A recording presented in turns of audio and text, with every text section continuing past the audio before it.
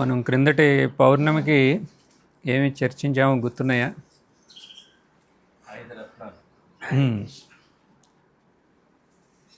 సంతోషానికి దారి ఏది అనే విషయం.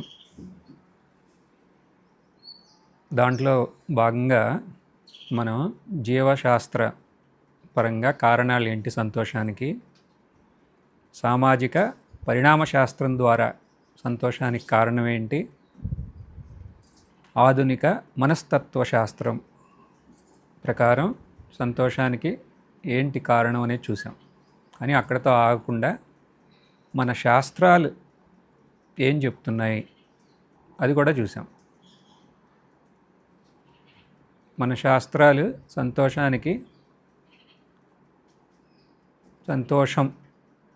అనేది ఫలితంగా నిలిచే మార్గం ఏది? శ్రేయో మార్గం. దాన్ని కూడా చర్చించాం. దానిలో భాగంగా మనం పంచరత్నాలు, ఈ పంచరత్నాలు మన చేతిలో ఉంటే మనకి సంతోషం నిశ్చితం అనేది చర్చించే ముగించాం. గుర్తున్నాయా పంచరత్నాలు ఏంటి? ఇంకోసారి చెప్పండి, ఎందుకంటే ఆయన చాలా ముఖ్యమైన కారణం వల్ల రాలేకపోయారు.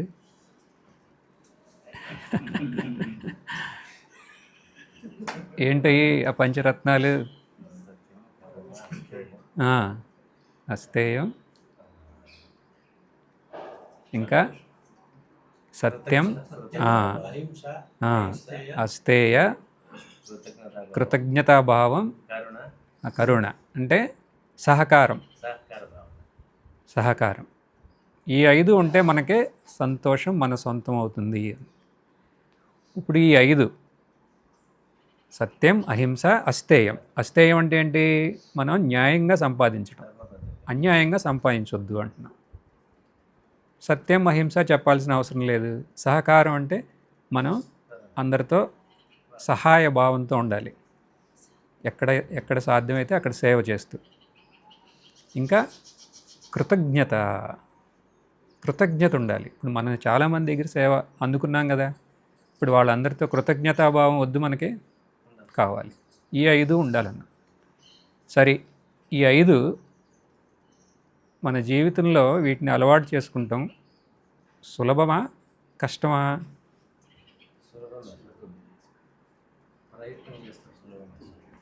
సులభమా కష్టమా? ఇప్పుడు ప్రయత్నం చేస్తే సులభం అంటే దాని అర్థం ఏంటి? నేనేమన్నా అనుకుంటానని చెప్పొద్దు. కష్టమా సులభమా? ఇప్పుడు మన సమాజంలో ఇప్పుడు ఉన్న రీతిని చూస్తే అది కష్టము. ఎందుకని? అవునా కదా? ఇప్పుడు సమాజం పోయే రీతిలో చూస్తుంటే ఇలాంటి రత్నాలు మనం సొంతం చేసుకుంటాం కష్టమే అవుతుంది. తల్లిదండ్రులు మీరు ధైర్యంగా మీ పిల్లల్ని ఈ 5 పాటించండి అని చెప్పగలరా? ఎందుకని? మీరేమంటారు? ఇలా అయితే ఈ సమాజంలో కష్టం అంటారు. అవునా? అంటే కష్టమా? కష్టమే, కానీ ఉపాయం ద్వారా అవి మనం సొంతం చేసుకోవచ్చు. ఉపాయం. ఇప్పుడు మన జీవితంలో ఎన్నో విషయాలు చాలా కష్టం, అసాధ్యం అనుకున్నాయి, మన ఉపాయం ద్వారా వాటిని సాధ్యం చేయలే. ఇప్పుడు ఇక్కడ ఈ గ్రామంలో మనం ఉన్నాం. ఈ మన గ్రామంలో ఇదివరకు ఏం పండేవి? కందులు, రాగులు, బేడలు, ఇది ఎక్కువగా పండేవి. కానీ ఇప్పుడు ఇక్కడ పండనే ఏమన్నా ఉన్నాయో? ఇప్పుడు అన్ని కూరగాయలు పండుతుంది. ఎలా అది సాధ్యమైంది? ఉపాయం ద్వారా. ఏంటి ఆ ఉపాయం? బోరు వేసాం, డ్రిప్ సాగు చేసాం, ఇక్కడ అన్నీ పండిస్తున్నాం, దేశం మొత్తం పంపుతున్నాం. ఇక్కడ దేనివల్ల? ఉపాయం. అంటే ఉపాయం ద్వారా మనం ఏదన్నా సాధించవచ్చు. ఇప్పుడు ఏంటి ఇక్కడ మనకు కావాల్సిన ఉపాయం? ఒక ఉపాయం మనం ఇక్కడ ఉండాలి మన దగ్గర.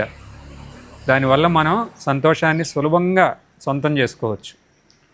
ఉపాయాలు చాలా ఉంటాయి. కొన్ని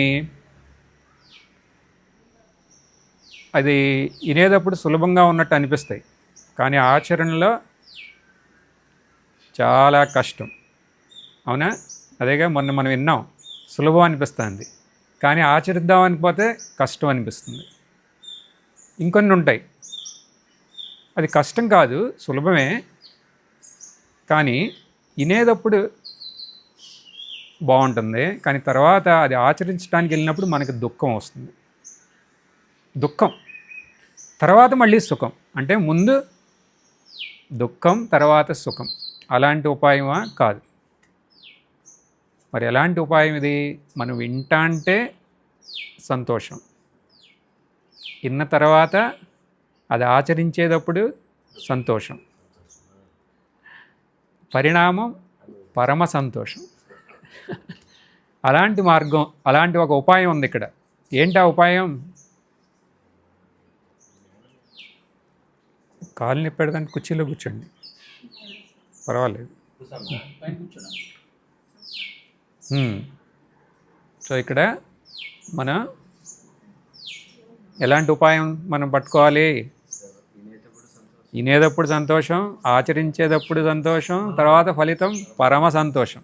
అలాంటి ఒక ఉపాయం ఏంటి అంటే భక్తి సాధన అని అంటున్నాం. అలాంటి ఉపాయం భక్తి సాధన. ఇప్పుడు ఇక్కడ భాగవతం వినేవాళ్ళు ఉన్నారుగా, వాళ్ళందరూ అంటారు ఇది మాకు ఎప్పుడో తెలుసు.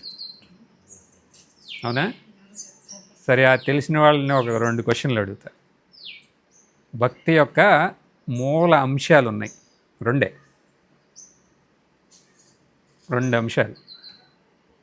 ఏంటయ్యి?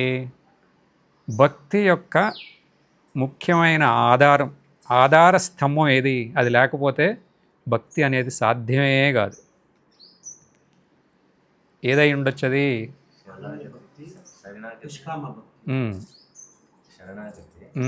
అది ఎలా, దేని మీద ఆధారపడి ఉంటుంది? శరణాగతి. శరణాగతి అంటే అక్కడ మనకి ఒక నమ్మకం ఉండాలి, ఒక విశ్వాసం ఉండాలి. ఫస్ట్ కావాల్సింది ఇంతే, ఒక విశ్వాసం, దృఢమైన విశ్వాసం, నమ్మకం. దీనివల్ల వచ్చేది శ్రద్ధ. అవునా? ఇది మనకి వినటానికి కష్టంగా ఉంది, కానీ ఇప్పుడు మనం ఒక పసిబిడ్డను చూద్దాం. పసిబిడ్డ చిన్నప్పుడు ఏం చేస్తాడు?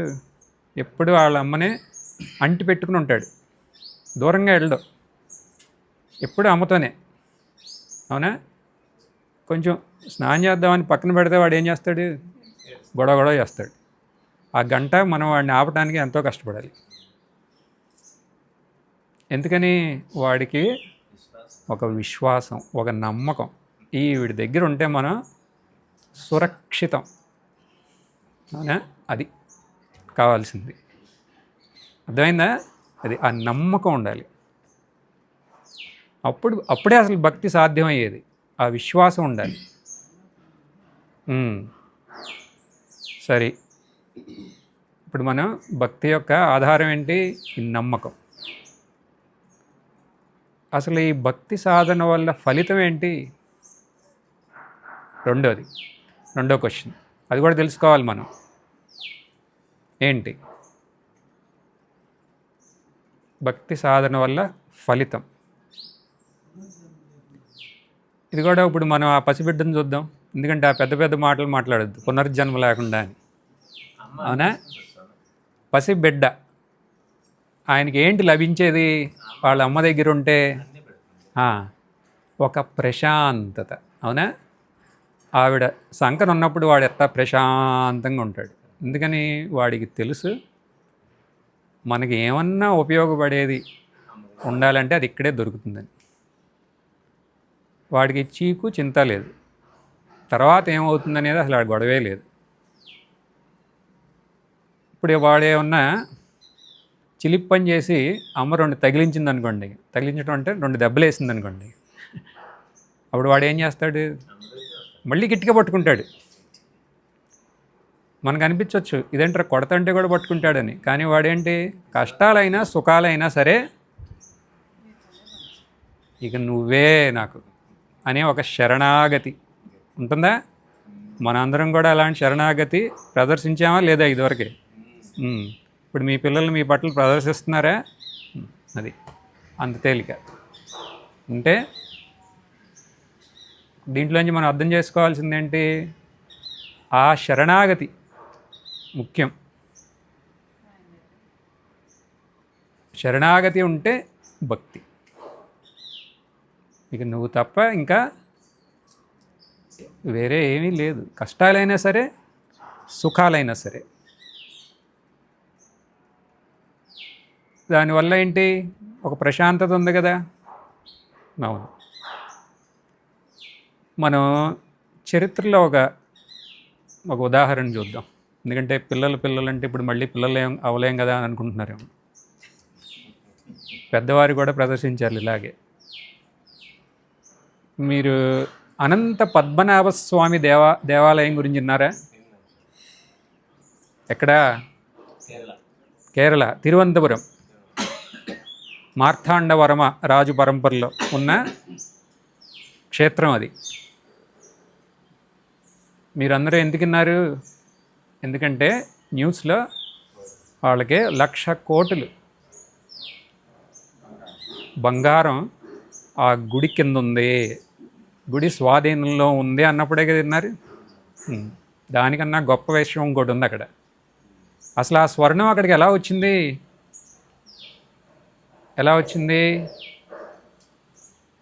రాజులు వాళ్ళ యొక్క సంపద, ఆయనది కాదు, మొత్తం రాజ్యం సంపద అంతా ఆయనకి సమర్పించారు. ఎందుకు సమర్పించారు? ఇప్పుడు మనం వేరే రాజులు వాళ్ళకి బిరుదులు ఉంటాయి, వీర సూర ప్రతాపుడని అదని ఇదని. కానీ ఈ రాజ్యంలో రాజుకి బిరుదు ఏంటో తెలుసా? పద్మనాభ దాస. పద్మనాభ దాస. నేను దాసుణ్ణి, ఈ రాజ్యం మీది, మీ తరపున నేను సేవ చేస్తున్నా. ఏంటి? ఈ రాజ్యాన్ని భరించటం. ఇంకొకళ్ళు సేవ చేస్తున్నారు. ఏంటి? ఇక్కడ కృషి చేయటం. మొత్తం ఇక్కడ ఉండే సమస్త ప్రజలు ఆయన సేవలో ఉన్నారు. అందరం దాసులమే. రాజుగాడి నుంచి అందరూ, ఆయనే అక్కడ యజమాని. దానివల్ల వాళ్ళు సుఖంగా శాంతంగా ఉన్నారు. అది ఎలా చెప్పగలరు మీరు అంటే, టిప్పు సుల్తాన్ తెలుసా మీకు? తెలుసు కదా, మీ ఊరే కదా. ఇక్కడి నుంచి ఆయన దండయాత్ర చేశారు కేరళలో. ఒక్కొక్క రాజ్యాన్ని కొట్టుకుంటూ వెళ్ళారు. వీళ్ళకి తెలిసింది, ఎవరికి? ఈ తిరువనంతపురంలో ఉన్న వారికి. ఏం చేశారు వారు? నిశ్చింతగా ఉన్నారు. ఎందుకని? మనం చేసే కార్యక్రమం మనం చేయాలి. ఏం చేయాలి వాళ్ళు? యుద్ధం చేయాలి కదా. యుద్ధం చేయాలి కదా, సోమరులాగా ఉండలేరు కదా. వాళ్ళకి తెలిసింది వాళ్ళు చేయాలి కాబట్టి వాళ్ళు రెడీగా ఉన్నారు చేయటానికి. ఇప్పుడు మనం ఎందుకు చేస్తున్నాం ఇదంతా? మనం పద్మనాభ స్వామి దాసులు కాబట్టి మనం ఆయన రాజ్యాన్ని కాపాడటానికి మనం యుద్ధం చేయాలి. కానీ తర్వాత ఏమవుతుంది? ఏమన్నా అవ్వచ్చు. టిప్పు సుల్తాన్ అంటే చాలా పెద్ద సైన్యం, వీళ్ళదే చిన్న రాజ్యం, ఏదన్నా అవ్వచ్చు. అయినా సరే మనం వెనకాడద్దు అని రెడీగా ఉన్నారు వాళ్ళు. ఇక్కడ ముఖ్యమైన విషయం, ఇక్కడ ఏమైంది? టిప్పు సుల్తాన్ ఎక్కడి వరకు వచ్చాడు? త్రిశూర్ దాటాడు. తర్వాత పెరియార్ నది ఆకస్మికంగా వరద వచ్చింది. అక్కడ వరద వచ్చి ఈయన తీసుకెళ్ళిన ముందుగుండు సామాన్ అంతా పడైపోయింది. తర్వాత వరద తగ్గింది. కానీ కేరళ మార్షీల్యాండ్ అంటే అక్కడంతా నీరు అంశం ఎక్కువ ఉంటుంది కదా. ఆ ఫిరంగులు వెళ్తాయా అక్కడికి? వెళ్ళవు. ఇది మరీ కష్టంగా ఉంది, ఇక ఇప్పుడు యుద్ధం చేయటం చాలా కష్టం, తర్వాత వద్దాంలే అని వెనక్కి వచ్చేసాడు. మళ్ళీ అక్కడికి వెళ్ళగలిగాడా? ఏది? ఆంగ్లో యుద్ధం వచ్చింది కదా, బ్రిటిష్ వారు యుద్ధం చేసి ఆయన్ని హతమార్చారు. సో ఇక్కడ ఏంటి? పూర్ణ శరణాగతి వల్ల శాంతితో ఉండగలిగారా వారు? పూర్ణ శరణాగతి వల్ల రాజ్యంలో ఉన్నవాళ్ళు శాంతితో ఉన్నారా? ఉన్నారు. శరణాగతితో. యుద్ధం అవ్వకముందు యుద్ధం అసలు లేకుండా పోయినందుకు కూడా వాళ్ళు శాంతిగా ఉన్నారు. ఎలా సాధ్యమైంది అంటే శరణాగతి. దాసోహం అన్నారు వాళ్ళు. ఎవరికి దాసోహం? పద్మనాభస్వామికి. దానివల్ల వాళ్ళకి శాంతి సమకూరిందే కదా. అవునా? సరే, ఈ దాసబుద్ధి దీని గురించి మనం చర్చిస్తుంటే ఇక్కడ మనం స్మరించాల్సింది, మన భక్తుల్లో పరమదాసుడు ఒక ఆయన ఉన్నారు. ఎవరో పరమదాసుడు? హనుమంతులు వారు. అంతే కదా. ఈ చైత్ర పౌర్ణమి రోజు ఆయన జయంతి.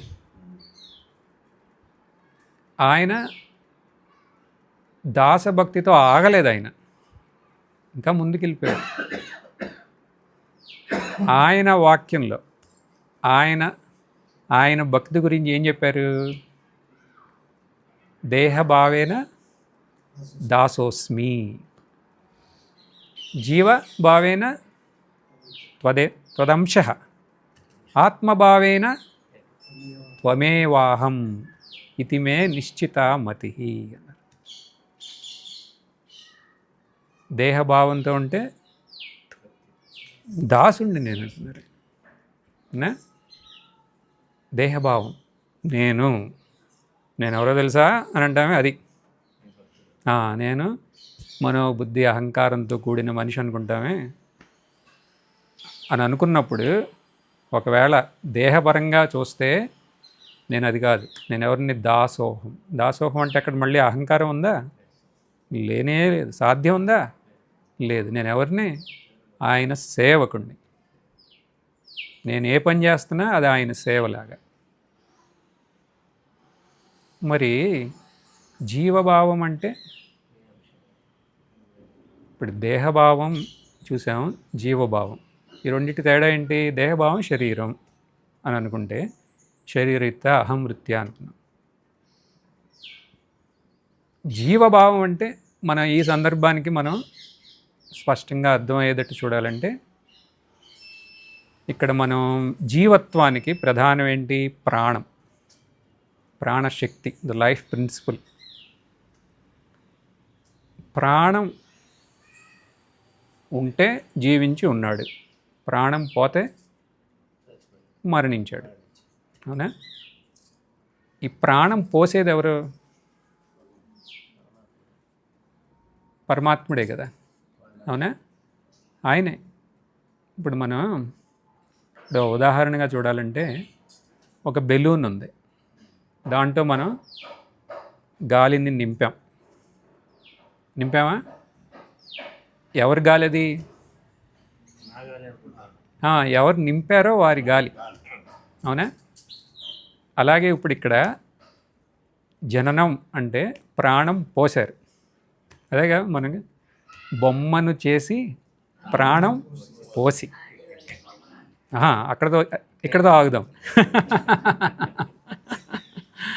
ఎందుకని? బొమ్మను చేసి ప్రాణం పోసారు, ఈ బెలూన్లో గాలిని నింపారు. ఈ ప్రాణం పోసింది ఎవరు? ఈశ్వరుడు. ఆ గాలి ఆయన అంశం. అవునా? ఇప్పుడు మనలో ఎవరున్నారు? ప్రాణం ఉందా? ఎవరిది? పరమాత్ముడిది. ఆయన అంశమే మనలో ఉందంటున్నాం. అంటే అందరిలోనూనా? అందరిలోనూ ఉన్నదే ఆయన అంశమే. అలాగైతే ఒక సంశయం రావచ్చు. ఏంటి ఆ సంశయం? నేను భగవంతుడు తిరుపతిలో ఉన్నాడు, లేకపోతే ధర్మస్థల్లో ఉన్నారు, లేకపోతే శ్రీశైలంలో ఉన్నాడు అని అనుకుంటున్నాను. ఆయన అక్కడే కదండి ఉంది. మరి ఆయన అంశం నేను ఎలా అవుతాను? ఆయన అక్కడ ఉన్నారు, నేను ఇక్కడ ఉన్నాను. ఎలా అవుతాం? అంశం లాంటి సంశయం రావచ్చా? రావచ్చు. ఎందుకని వచ్చింది ఈ సంశయం? మనకు తెలుసు ఈశ్వరుడు అంటే ఎవరో, కానీ ఆ జ్ఞానాన్ని మనం అప్డేట్ చేసుకోవాలి. అప్డేట్ అంటే ఏంటో తెలుసుగా, ఇప్పుడు అందరికీ తెలుసు. ఎందుకని? మొబైల్ అప్డేట్ చేసుకుంటూ ఉంటారు అప్పుడప్పుడు యాప్స్ని. అది అలాగే మనకి భగవంతుడి గురించి ఒక జ్ఞానం ఉంది పసితనంలో. ఆ జ్ఞానాన్ని అదలాగే వదిలేసాం, అన్నీ అప్డేట్ చేసుకుంటాం. మన వస్త్రాలు అప్పుడు వేసుకున్నాయి ఇప్పుడు వేసుకుంటామా? వేసుకోం. అప్పుడు తిన్నాయి ఇప్పుడు తింటారా? తినరు. అన్నీ అప్డేషన్ అన్నిట్లోనూ. అప్పుడు వాడిన ఫ్యాన్ ఇప్పుడు వాడుతున్నారా? లేదు. అప్పుడు వాడిన లైట్ ఇప్పుడు వాడుతున్నారా? లేదు. కానీ ఈ జ్ఞానాన్ని ఏం చేసాం? మనకి పసితనంలో మన అమ్మగారు చెప్పిన జ్ఞానం దాన్ని భద్రంగా ఉంచుకుని దాన్ని మళ్ళీ మార్చలే. ఎవరు తప్పది? మన తప్పే కదా. ఇప్పుడు మనం చేయాల్సింది చాలా సులభం, ఆ జ్ఞానాన్ని కొంచెం అప్డేట్ చేసుకోవాలి. అసలు ఎవరు ఈ భగవంతుడు అనేది? ఎవరు ఈ భగవంతుడు? ఎక్కడున్నాడు ఈ భగవంతుడు? ఎక్కడున్నాడు? అందరిలోనూ ఉన్నాడు. సర్వవ్యాపే కాదా ఆయన? సర్వవ్యాపి. ఆయన చేయలేనిది ఏమన్నా ఉందా?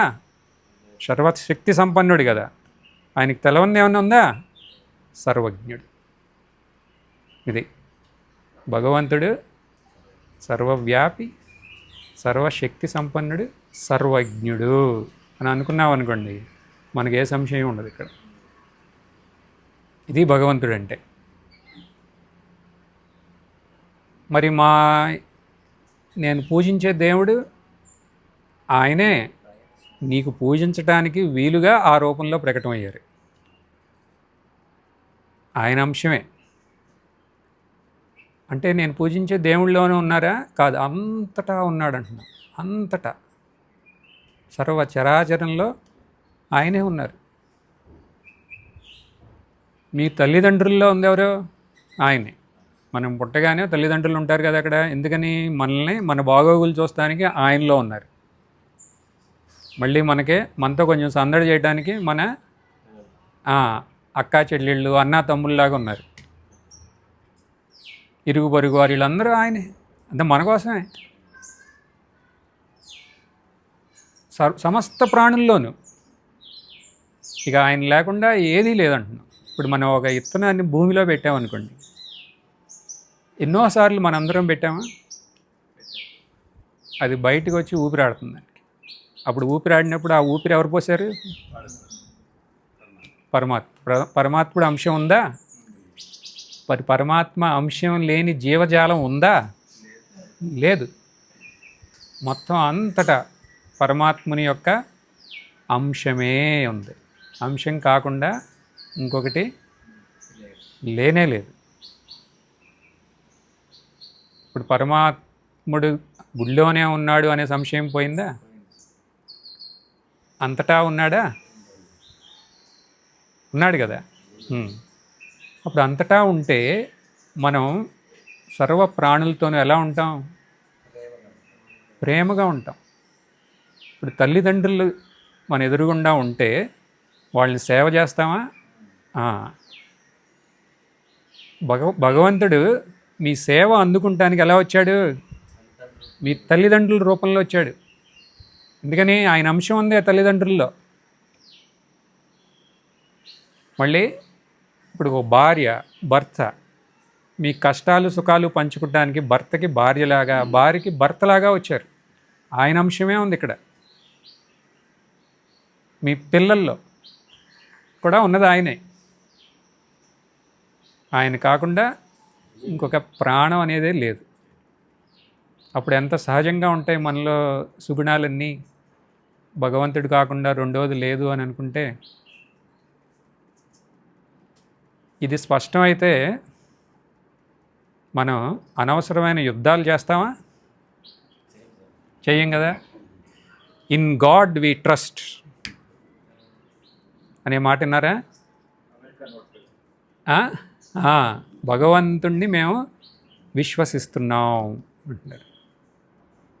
అది ఊరినే కరెన్సీల మీద రాసుకుంటే, బిల్డింగ్ల మీద రాసుకుంటే సరిపోతుందా? అలా రాసుకుని యుద్ధం చేయాలంటే వాళ్ళ ఉద్దేశంలో భగవంతుడు ఎక్కడున్నాడు?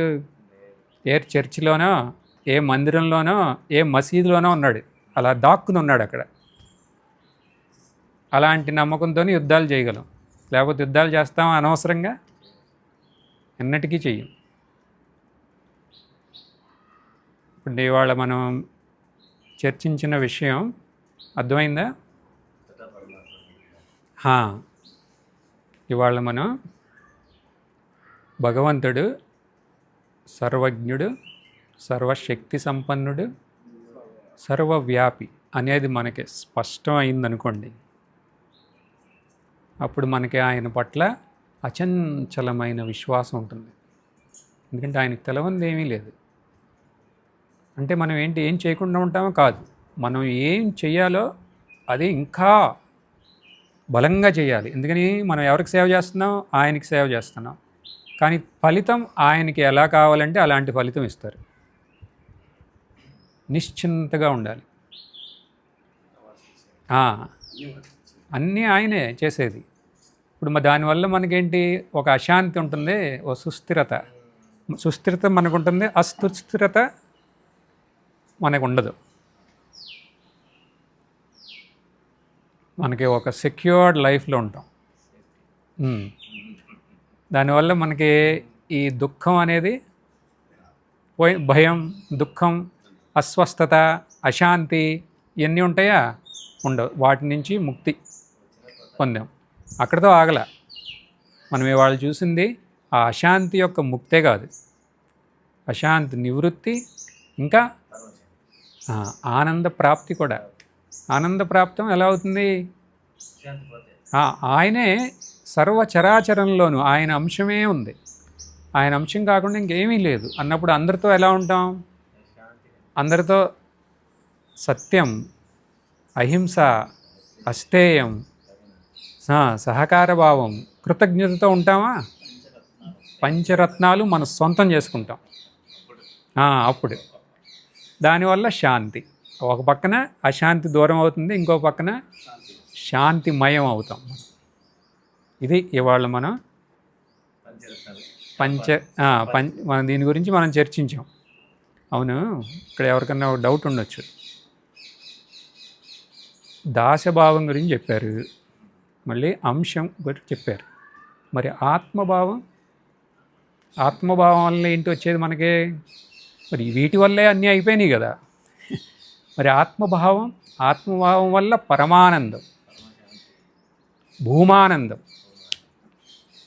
అదేంటి అసలు ఆత్మభావం అంటే ఏంటి? అది ఎలా పొందాలి? వీటి గురించి చర్చించాలా? అది వచ్చే పౌర్ణమికి చర్చిద్దాం. సో ఇప్పుడు మనం